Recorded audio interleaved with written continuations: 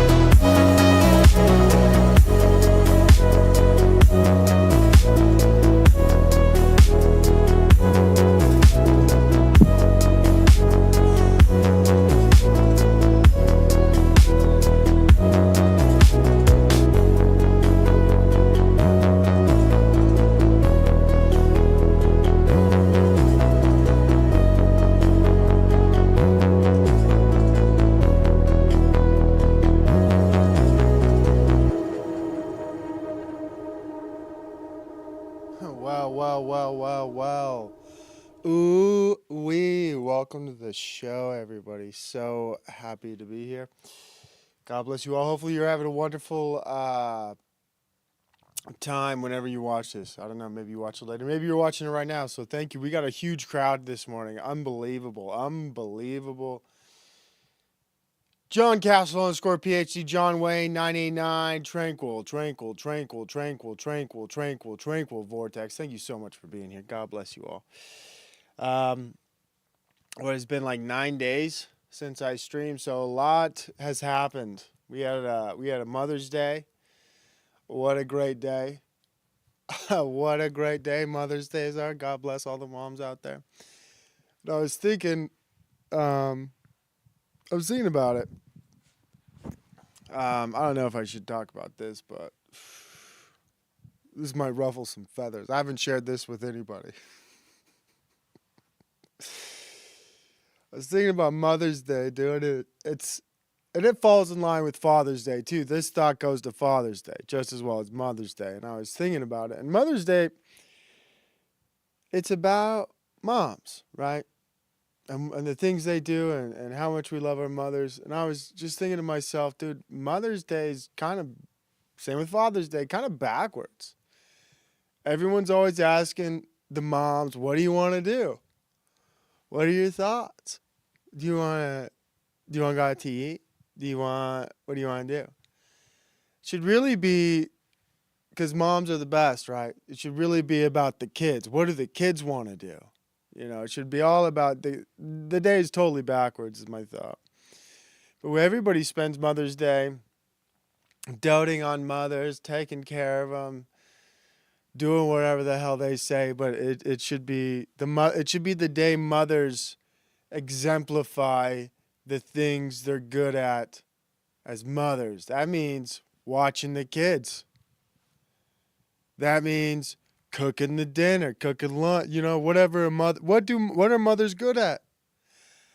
That's what they should be doing on Mother's Day. But it's backwards. Everyone's doing everything for mom, and sometimes it's like, just let mom have some peace. Don't bother her. It's Mother's Day. And could be the other way around where like mom wants to go to the zoo. Mom wants to go out and do this, and mom wants to do this. Mom wants to do that. So we got a busy day. Don't bother your mom. Make sure you do everything she says. But I was thinking, shit, dude. It should be, Mother's Day should be the day where moms get out there and show all their skills. It should be, someone said, like, exactly, mom competitions. It should be a mom off. Mom gladiator events. Exactly. Who's the best at driving the minivan? Who's the best at buckling a car seat in under 30 seconds or whatever? It shouldn't take that long anyways. What's up, Capricorny? Good to see ya. Good to see ya. So that's my thought about Mother's Day. Same with Father's Day. It should be backwards. Father's Day should be about the kids, and fathers should be having a competition about how good of a father they really are. How well they can direct a household, how they should show how good their authority is. You know what I mean? How many times do they have to repeat themselves on Father's Day? How good are they at getting people to follow them in a supermarket or whatever? So those are my thoughts about Mother's Day. But my Mother's Day was it was great. Thanks for asking. Had a nice time. Had a great time. So that's my thoughts on Mother's Day. What else has happened, dude? I was going to go to Chili's this past 9 days. But I went to a new restaurant, begrudgingly, reluctantly. Went to an Indian one. Last time I'm going there. Only because I saw the people who worked in the kitchen. I said, what? No way. No way. What's up, London, man? Fucking loser Provo banned me. That'll happen if you step out of line. And I'm at the restaurant, and I'm looking at the menu, and I'm reading the menu, and one of the things is like a soup. The first word in the description of the soup is delicious onion something something something soup. I thought to myself, delicious? How the hell do they know that? That's for me to decide. They need to take that word off the menu. I don't see the word delicious on anything else. I don't see it when I look at the chicken biryani. I don't see it when I look at the tikka masala. I don't see it when I look at the pakora. I don't see the word delicious a part of any other part of the menu. Only right here with the soup. So it must be a damn good soup. And if I order it and it's not delicious, they gave me the wrong soup. So I thought about ordering it. See if it was true. Because I was going to complain about it. But then I realized the guy who took my order, I couldn't fucking understand a word of what he said. He said, he was pouring the water. He saw my litter of children. And he said, now I'm going to say it in plain English. You're going to understand what I'm going to say. He said, do you want children's cups? But I couldn't understand a fucking word. He said, "Dog cup." I said, I looked at him and I said, excuse me? Confused face. Would you like children's cups? I said, oh yeah, sure. 2 of them, please. Fuck, dude, no English. That's how you know it's a real Indian restaurant, dude. 0 fucking English skills. Crazy. Then when I saw the chefs and the cookers, you know, there's levels to this Indian game. And it's crazy. It's crazy, like the levels to Indians. Now, I've really only seen, let's say, I hate saying these terms, I've really only seen light-skinned Indians pretty much my whole life. Even on Simpsons, it's like a light-skinned Apu, you know? Would you like a bag? Saw the Indians who worked in the back, and these were, I almost said black, but they're dark. They were some, I don't know what they call these Indians, jungle Indians? These were dang old Mowglis, dude. I was like, whoa.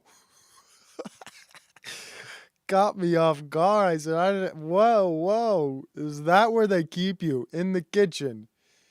No way, dude. I've never seen an Indian. I mean, maybe I have. Like I said, Mowgli, the cartoon, is a pretty dark-skinned Indian. But like most of the Indians I see are like the lighter-skinned ones. The tech guys. Would you like me to? I mean, I imagine the people on the services, when I talk to them on the phone, they sound light-skinned. I don't know, red-skinned. I don't know what color skin these Indians are. Curry-skinned. It's probably racist. Who gives a shit? I'm not racist. I dislike everyone equally. So anyways, it was a little culture shock for me. But then I saw him and I realized, like, well, they brought over the best chefs. This guy doesn't wear gloves when he cooks, I guarantee it. And he probably uses his hand as a ladle. And it's probably a clean hand. I'm sure he's scooping the chickpeas right into the soup. I'm sure he's scooping the cauliflower right into the soup. I bet he doesn't wash his hands too often, but you know what I mean? I bet maybe he washes his hands appropriately enough, but he probably uses them as ladles, spoons. Just culture. They just got a different culture. You do everything by hand there. Whatever. Food was good though. Well, you know, I won't knock the food. It was Indian. Authentic. It was authentic. So, you know, that was nice. Not a Chili's, but an Indian restaurant I went to. Aside from that, dude, that's my life. I was listening to somebody else talk recently.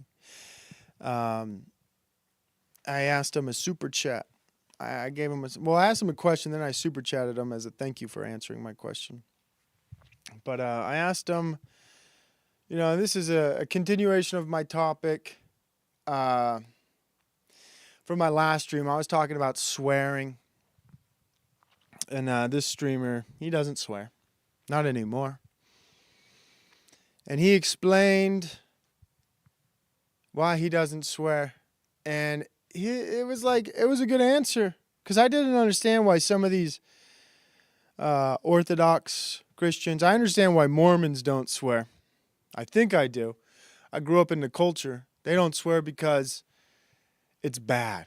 I don't fucking know, right? I don't even, you know, I haven't even thought about it. I don't even really know why Mormons don't swear. I think it's because it's called a swear word. I have no clue. All right.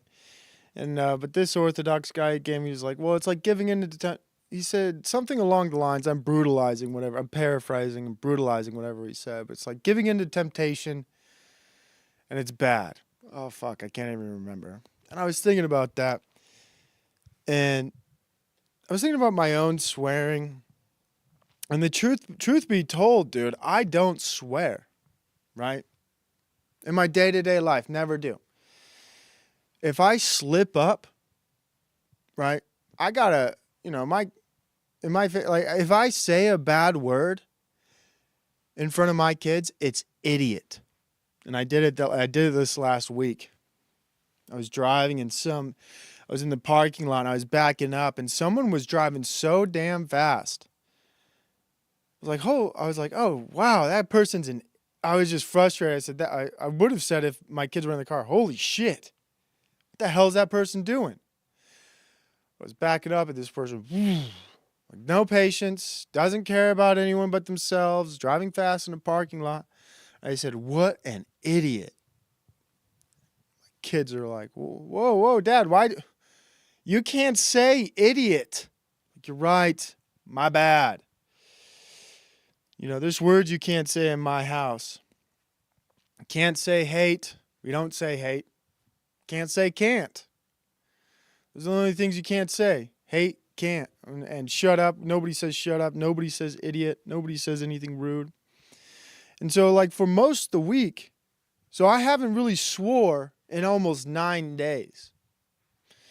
I was thinking when I come on my stream, like, I swear. Yeah. Why do I swear? It's cathartic. It's like bottled up. Okay? It's bottled up. And then I like when I come on here, I let as some people say, I take the demons out for a walk. Everything I've bottled up, I let it out. I get to say shit, fuck, whatever makes me feel better, or whatever my thoughts. I get to talk like an adult. For every other part of my day, for the whole week, dude, I talk like a damn Mormon, or I guess like an Orthodox Christian. Swearing's not really a problem for me.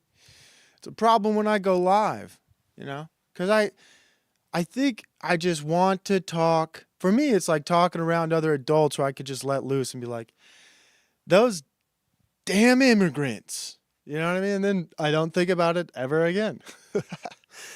I don't care. And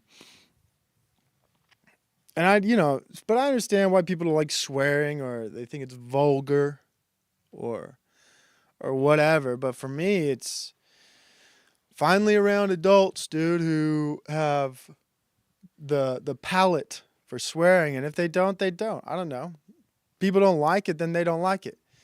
And I grew up around people who don't like swearing, and they were uptight individuals a lot of the time, buttoned up. But you know what? The worst part is, didn't swear, but they were assholes a lot of the time. It's like, dude, you don't swear, but you're so fucking uptight. Your attitude is obnoxious. I'm not saying this about the people I talk to or anybody online. I'm saying this is about the people I grew up around. The people who wouldn't swear. They wouldn't swear, but they'd be passive aggressive to you.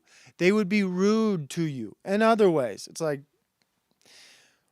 they'd think they were better than you, and then they would behave in ways that were like, well, you'd be a lot cooler if you just let off some fucking steam and said whatever the hell you really wanted to say.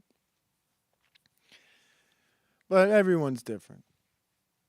I like swearing. Not enough to do it in my day-to-day life. Because I got to behave socially appropriate.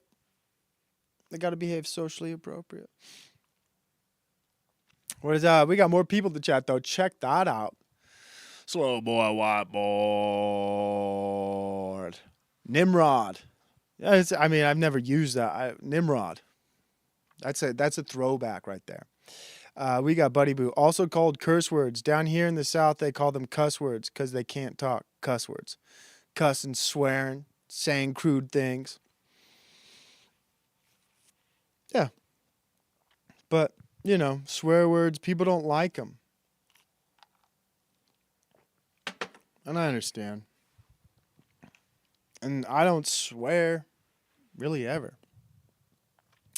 But it feels good to come on here and just talk freely, uninterrupted. Say what's on my mind. And then for the rest of the week, I feel better. I don't know what it is. This is basically therapy for myself. Say whatever I want, then I let go of it all. So that's what's been on my mind. And I basically told you every thought I've had in the past 9 days. So that's rough. That's real rough. I mean, I really expected after 9 days I'd have some things to talk about. I probably have the same thoughts you do. Gas prices piss me off. Okay, next topic. What else is there to say? What else has happened in my life? Damn. Just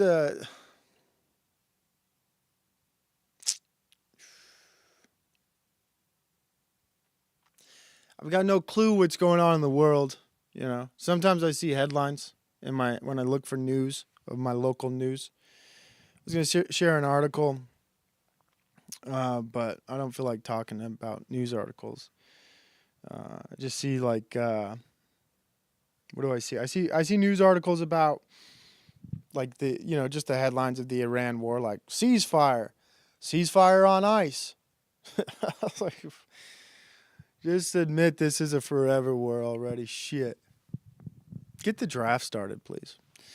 Outside of that, dude, I don't know what the hell's going on in our country. I've resigned from caring about a lot of that stuff. And for most things in general, kind of just over it. I've been reading. I got one Game of Thrones book left. I was reading Prince Caspian. I'm on chapter 8 as well. And in Prince Caspian, if you don't know, it's the Lion, the Witch, and the Wardrobe series. In the book Prince Caspian blows Susan's horn, which calls for help, and it brings the siblings, Susan, Edmund, Tom, Lucy, back into the world of Narnia. And there was a part of the book that really hit me, which is unusual. It's a children's book. And not too hot, not too cold, pretty nice. Yeah. The weather is nice. In the book, there's a part that hit me, and the siblings, who I've already named a few times, were talking about their father and how he didn't like the phone. And I was like, when the hell was this book written? And they lamented about the feelings of the father lamented about the phone because it was like he didn't like how the phone called him and he had to respond to it like it was a taskmaster. He was tethered to it. It was annoying. It was bothersome. You know what I mean? And I imagine when the phones first came out, that's how it felt for some people. They were like, I hate this shit. Why does this person think they can just get a hold of me? All of a sudden you got a phone in your house or you got a phone at work. Like before, your boss could only really bother you if he could find you. But now if you were in an office or someplace, phone rings, you got to pick it up. What is it, boss? Damn it. Got to work late now. Previously, the boss would have had to walk across the building. You could have been having a water break in the loo, and he would have missed you and then kept walking around the warehouse or wherever. And once the clock hit 5, you walk out. But once the phone was invented, everyone just assumed they could get a hold of you.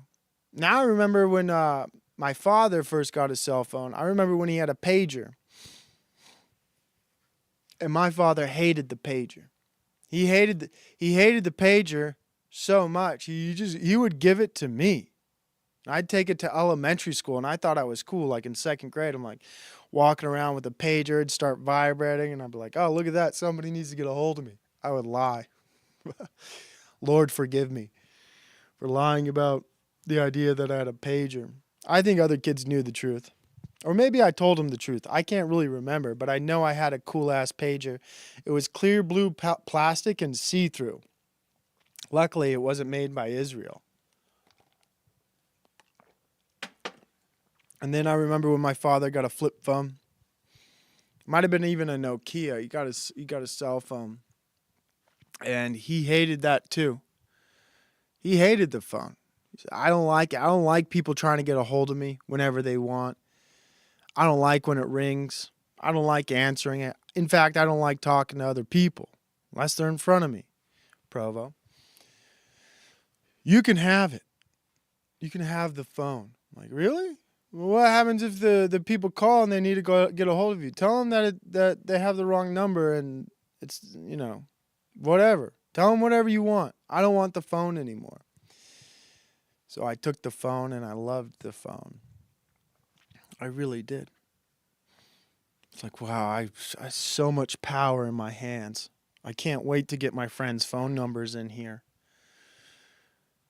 Can't wait to text them. What are you doing?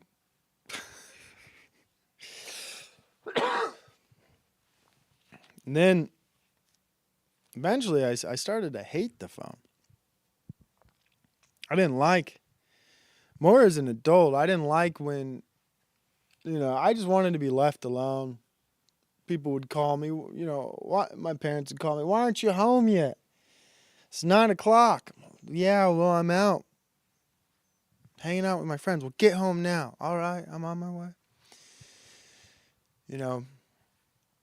I didn't like, sometimes you get in fights with your friends and then they would send you like a text like, hey, you were an asshole today. And you're like, damn, that hurts my feelings. And they'd tell you immediately. Or before, if they thought you were an asshole, they'd have to think about it all day, all night, and then come to school the next day and be like, hey, man, what you did yesterday was not cool, Provo. Kind of hurt my feelings. I'd say, sorry, man, I thought about it too, and I was an asshole. But their friends would text you immediately like, dude, what the fuck, dude? What's your problem? So now, I'm at a point where, like, I don't like my phone. Haven't liked my phone. I have over 200 unread text messages. People just text me, and I've just, I've resigned to not even read the chats, read the group chats, read the text messages. People, I kind of feel bad about it, but I'm like, dude, I don't want to talk to anyone. I just don't in my day-to-day life. If you're in my real life, though, I'll talk to you. If you're IRL with me, if you're meandering this reality we call life, I'll chat you up. But if you're trying to talk to me virtually, no thank you. And, I was listening to somebody else and they stopped using their phone for 3 days. I like being vague. I like vaguing. They stopped using their phone for 3 days. I was like, wow, that's heavenly. Unfortunately, I can't afford to do that. There's some calls I must answer. There's some texts I do have to respond to. That's my wife and mom and dad. And I respond to them. Just in case it's an emergency or whatever. And even then, dude, if I get called by the same person 3 times in a row, dude, what the hell? Say everything you need the first time you call me, because after that, I'm busy, okay? Don't like, that's just my thoughts about that. But I have been without social media so when I say social media, basically Twitter, since March. That feels good. Feels fantastic. Feels nice not to be troubled with the worries of the world. And really, I do listen to podcasts on YouTube. I've been listening to more podcasts, stupid shit like that. And, some people are like trodden down. But they're like consumed by the problems of the world. And I don't know if it's because it's social media or because they think they're worldly or not worldly, but I don't know what the correct phrasing would be. But like people want to be consumed by the suffering of the world. Like, oh, those poor Palestinian kids. Oh, all those Iranian school children who died by the Tomahawk missile. Oh, God.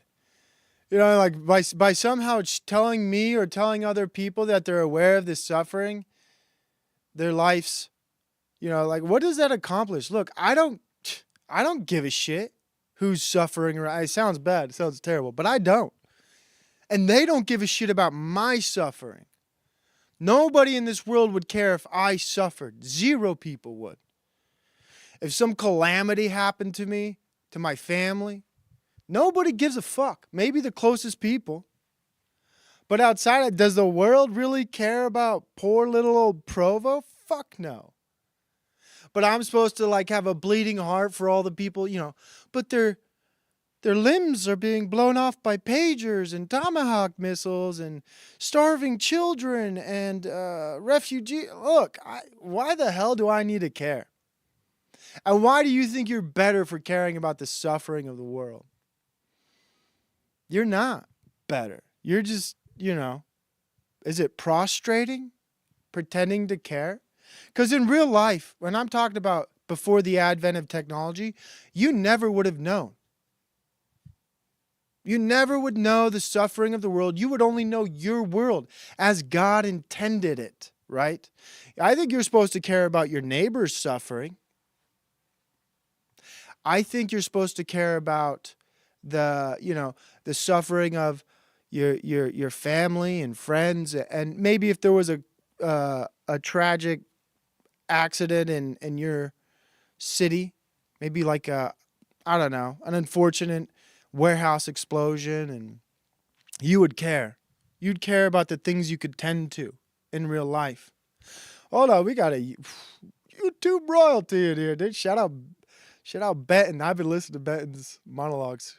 Romanticize the old days of tech all you want. The reality is that everyone here has fully adapted to 2026.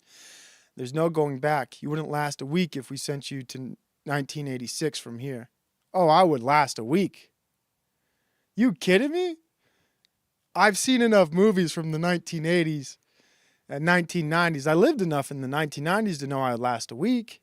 According to the Bible, if you are a follower of the teachings of Christ, then this world makes an enemy of you. Interesting. But I'll take your word for as my elder, not a Latter-day Saint elder, Benton, but I'll take your word for it. Maybe I wouldn't survive a week in 1986, but it depends how old I was. I think me as an adult, I think I'd probably manage. But maybe as a younger person who was, entrenched in the world we live in, I'd be like, what am I gonna do? What am I gonna do? I meant the general you. My apologies. There's always exceptions. Yeah, the general you. But I think you could be right even about me. I think I would find it difficult in the 1986 time. I'm sure some things I'd be like, this sucks. What did people think about the 1980s was so great? I think you're right to a large extent, too. Shout out Benton. Thank you for being here. Brutal enough. Good to see you. Dr. Crispy Johnson. Yo, Satellite Man. This Satellite Man's getting me right here, right now, right in my teeth. Satellite Man shooting down beams on me. Who else we got here, dude? We got Lex Enamita. Good to see you. You'd be walking around with your boombox, bumping some Run DMC. I just might. But I think when there is like a real problem with people, and everybody knows this, you know this, I'm preaching to the choir, like this stuff's known. This stuff's been said, but everyone's tethered to the internet. Everyone's tethered to the immediate happenings of the world. And it's the main goal, I think, of the internet in some senses to elicit fear, all the worst emotions.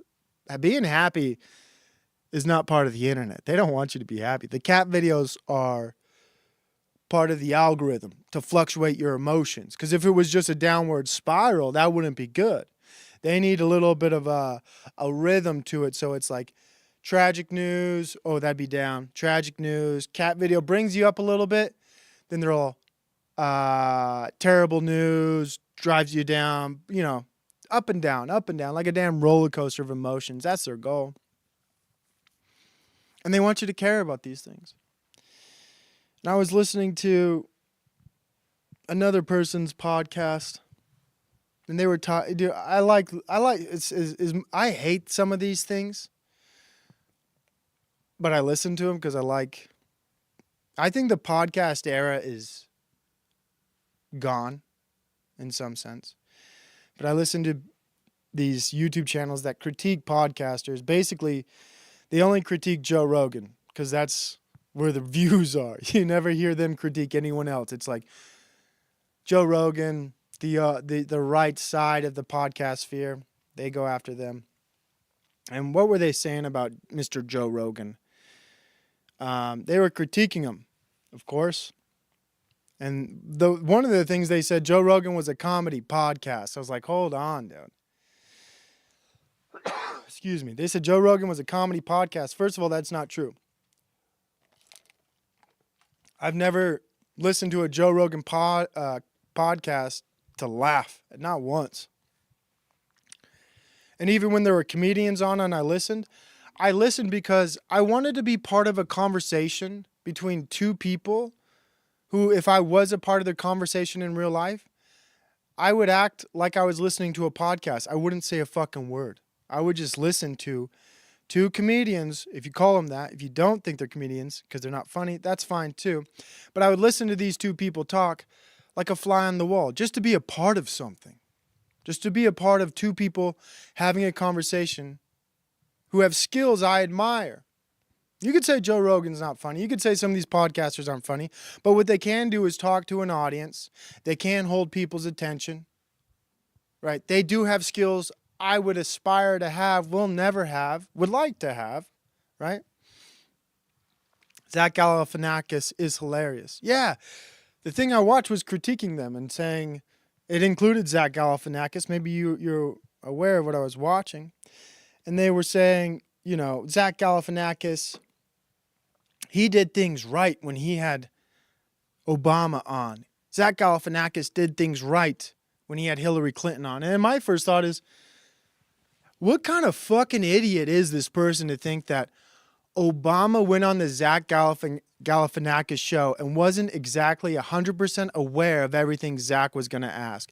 Now, it looks to the audience, right, as if Zach Galifianakis is coming off the wall with some of the things he's saying, as if President Obama and Hillary Clinton are completely caught unaware of Zach Galifianakis and the things he's saying.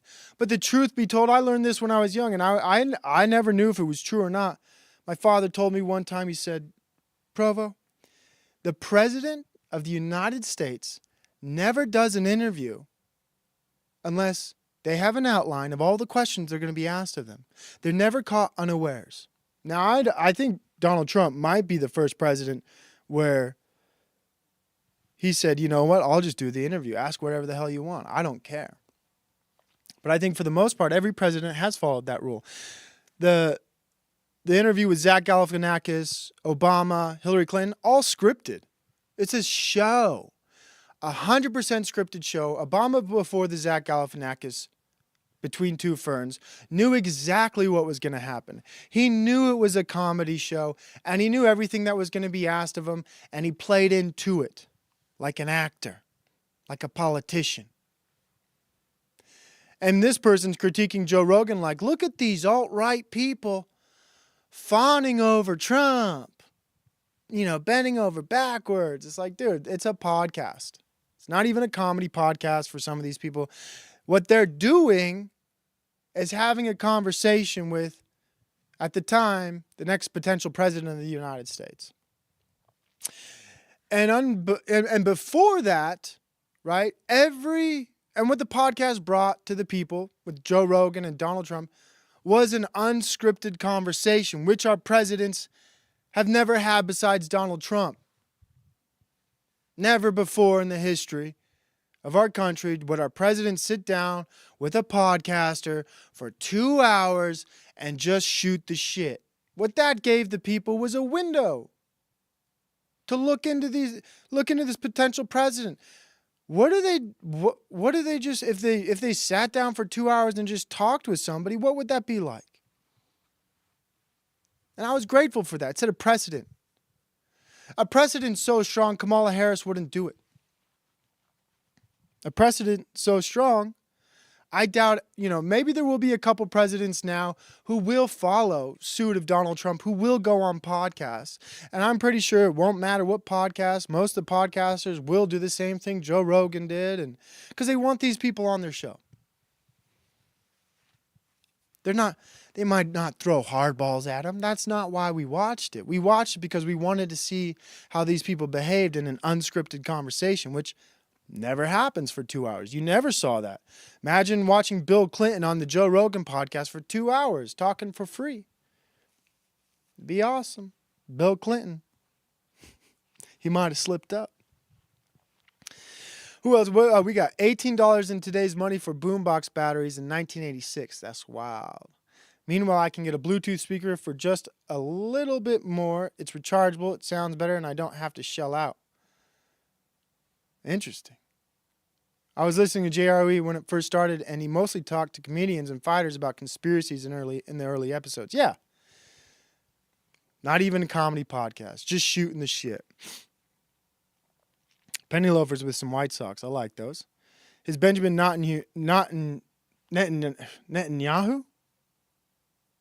knock-knock joke was good. I don't even remember that, but I'll take your word for it. Something like $500 for the boombox adjusted for inflation. Damn. Hard to foresee the misery of leaving 2026 and the golden age of affordable electronics to return to 1986 when electronics cost a fortune by comparison. That's true. Our chains of enslavement have grown cheaper, better, more affordable, which I can't complain of. It is nice, the things you speak of. Like you can, here's something that happened to me. I cracked my phone. I cracked the screen of my phone. You probably can't see it. Again, I did it again.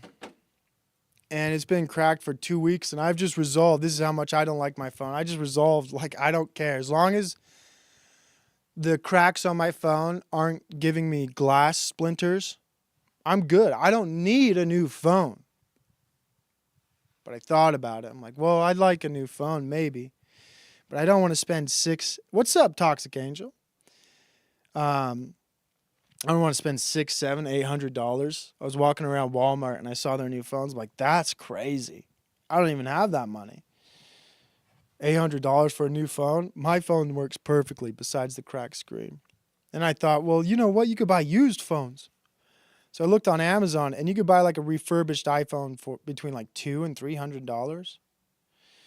But I decided against that too. I don't even want to spend $200 to $300 for a new phone. And that's not too bad. Refurbished. But I've just been living with a cracked phone. Speaking of technology. And how, some things do maintain their level of cost, though.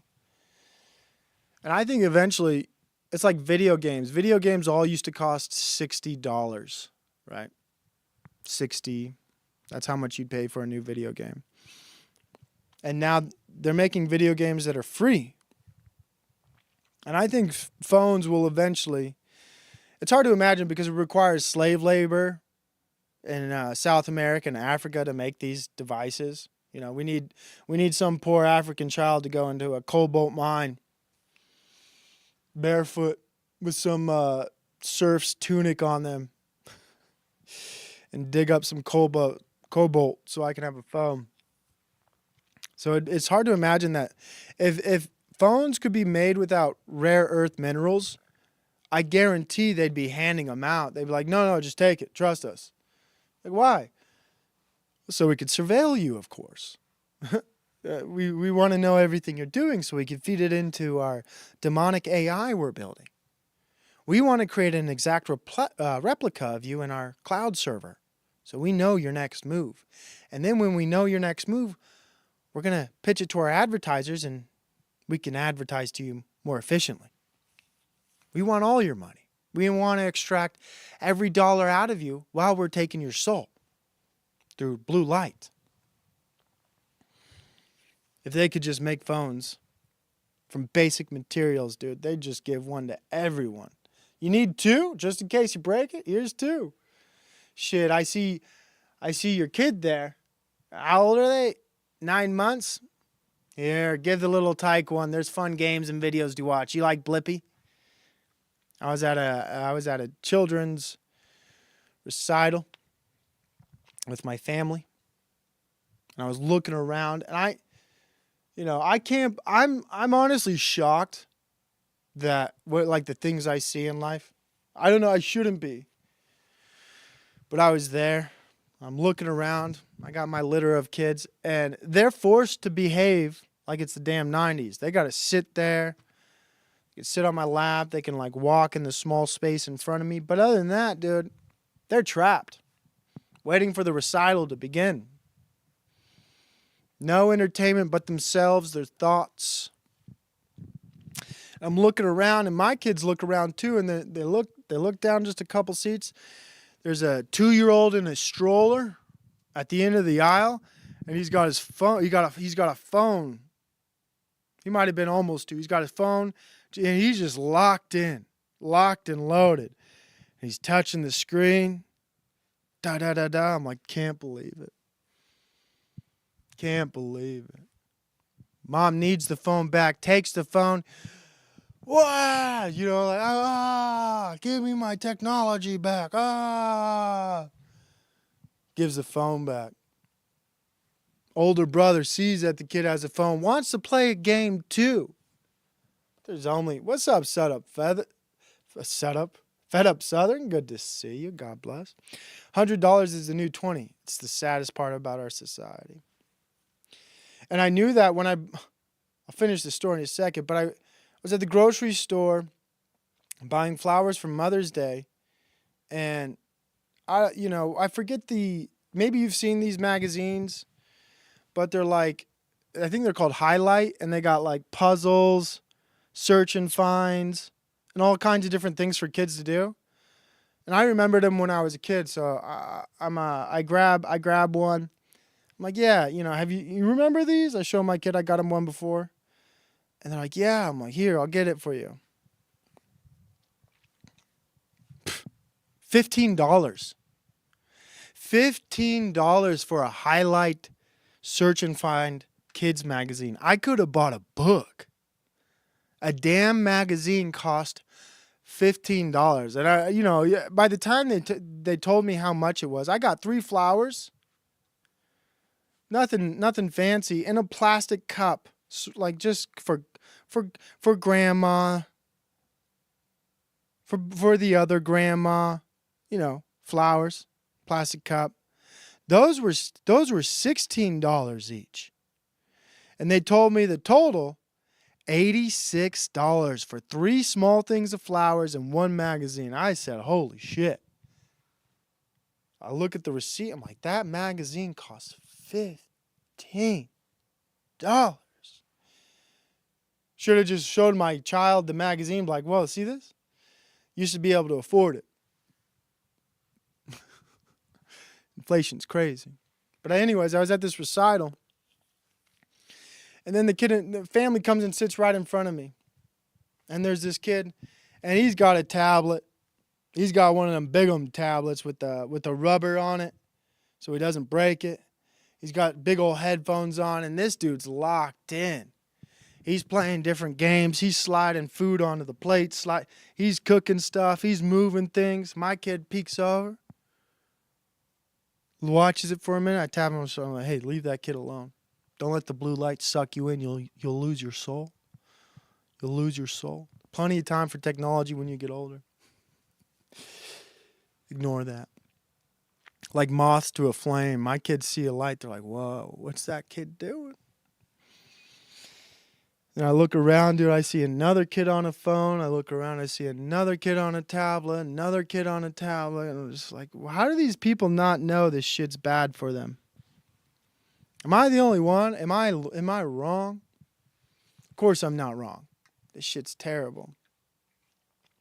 But it's just shocking to see, the choices people make. It's unfortunate. I know this family that doesn't let their kids use the phone, but the kid will always talk about 6'7" and Mr. Beast. Mother's Day, the slop goes right through the grapevine. That's wild. Remember riding your bike up to the store just to read magazines? Those were the days. I do. In Utah, in our grocery stores, when Utah used to just be Mormon, all in the magazine aisle at the checkout lane, if they had like anyone who was inappropriate, I don't know if this was like in any of your states, but they had magazine blockers. So they had plastic coverings on, and these weren't like even Playboy magazines. This might have just been like a Sears catalog or a People's magazine, or if it had anyone in anything that wasn't moral, like, covered head to toe, only showing ankles and wrists. If it had anything questionably moral, they would put a magazine blocker right in front of it. And I remember being a kid like, what are they blocking here? What are they blocking? And I wouldn't do it in front of my parents. I'd go to one of the aisles that wasn't being used, and I'd pull them up. I'd be like, let me see. And it was nothing. I always realized, why? I asked myself, like, what are they blocking here? Maybe I was too desensitized. I was like, what? And I asked my dad, why do they block those? My dad would say, because it's not moral. That lady on the People magazine is in a swimsuit. Well, why can't she be in a swimsuit? Why can't I see it? Because she's showing her skin. And the Mormons don't like that, Provo. Oh, okay, Dad. But we're close to the end here. What's up, Melaforte? What did I miss? Not much. Takeoff magazines. Those are quality. Moth children is a terrifying idea. That's right. It kind of is. I just left Dollar General, and the workers carry around tablets now to tell them what to do next. That makes sense. What's my next task? Tablet. Restock the shelves. I can do that. How is that more sustainable than a corporate handbook? I'm not sure. Corporate handbook. It's probably not sustainable, but it keeps, people like tasks. They like to check things off. They probably got a checklist. Click, click, click, click. Makes them feel good. Like they accomplished something. They probably get achievements too. Dollar stores, unfortunately there's a dollar store next to pretty much where everyone lives. And dollar stores are the worst. If my dream is to live in a city where there is not a dollar store within 5 miles of me. If there's a dollar store around you, you got food stamps next to you. You got kids on the free lunch programs next to you. You got general diversity living next to you. And I don't want that. That's my dream. My dream is to eventually live in a city where I don't have a dollar store next to me at all. If you live next to a dollar store, you're somewhat in a bad neighborhood. So sorry to hear that, slow boy whiteboard. But can't say I'm in a different position than you, unfortunately. Dollar stores are... Anytime I see one, I just say, damn, this economy sucks. Fuck. I don't want any dollar stores. They even got the Five Below. Do you guys got Five Belows? We got the Five Below stores. Everything $5 and below. It's all trash. It's the trashiest of trash stores, of knickknacks, of paddywhacks, of just things nobody needs. They got lots of candy there. I went in because I was like, what the hell is a Five Below? Is it a winter store? I thought it might have to do with like skiing, or I didn't know what it was. But I thought it might be cool or cold inside. It's not. Walmart is 15 miles. That's crazy. I live in the middle of nowhere. It's either an Amish bulk grocer or the Dollar General. I go to the Amish. I love the Amish. I grew up with Amish cabinetry all around my house. I grew up eating at an Amish table made of pure oak. Had an Amish gun cabinet with no guns inside of it because I figured out how to unlock it. So they took all the guns out when I was a child. But I loved the gun cabinet after all the guns were out. I'd take the key and I just put my own things in it. It's like, what do I want to hide in here today? Put my toys, different things. The Amish, they make quality things. Got an Amish rocking chair when I was growing up. Fun times. And I was always told the Amish made this by hand, Provo. This is pure oak. This is real wood. It's not that cheap stuff. It'll last forever. Wish I had some Amish next to me, but we got polygamists. We in Utah, we have polygamists instead, and they do our cabinetry and different things like that. You can get some nice quality cabinetry and some good work done by polygamists in Utah. So we got, and honestly, they're inferior to Amish, but they're okay. You know what I mean? They're okay at what they do. I think we'll probably wrap the show up there. Thank you guys so much for watching. I greatly appreciate it. Thanks for spending some time with me today. Hopefully you guys have a great rest of your week. God bless you all. Thank you so much for, again, being here. Means a great deal to me.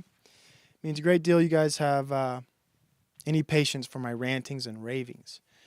Buddy Boo finishes off with, LOL, that's what I thought too. I was like, why do they have a winter gear store in Florida? Yeah, well, me and you are the same then. Same thoughts. But so thank you to Slow Boy Whiteboard, Buddy Boo, John Castle, Mellifort. Benton was here, dude. Shout out Benton, one of the best monologuers out there. That guy, when I listen to Benton, I get inspired. That guy can just, he can talk. And that's all, sometimes I find it difficult to do that.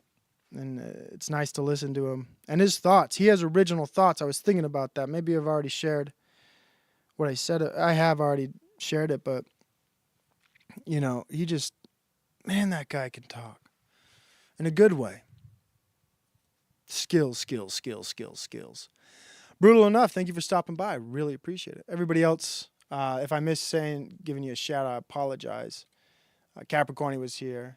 Dr. Crispy Johnson, Chad Rager, thank you. Nizzle Grizzle 8823. I didn't give you a shout out, but I see you now, dude. Sometimes I miss the chat because I get dialed in. We had John Wayne, Filthy Pilgrim, coming in.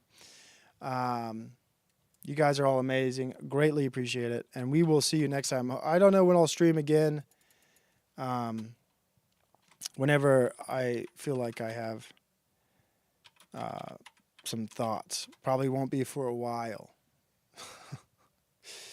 Won't be for a while. What are we gonna listen to? What are we gonna listen to? Maybe this is a good one. If it's not, I apologize. I've never listened to this song. If it's got lyrics, I'll be bothered. Anyways, see you next time.